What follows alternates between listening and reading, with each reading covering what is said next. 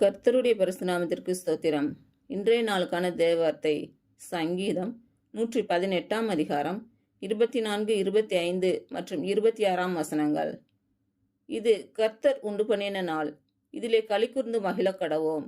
கர்த்தாவே ரட்சியும், கர்த்தாவே காரியத்தை வாய்க்கப்பண்ணும். கர்த்தருடைய நாமத்தினாலே வருகிறவர் ஸ்தோத்தரிக்கப்பட்டவர்.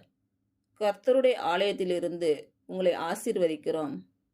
இன்று பிறந்த நாள் மற்றும் திருமண நாள் காணும் அனைவருக்கும் இயேசு கிறிஸ்து நாமத்தினாலே வாழ்த்துக்கள். கர்த்தர் உங்கள் பலவீனங்களை மாற்றி உங்களுக்கு பலத்தை கட்டளையிடுவாராக.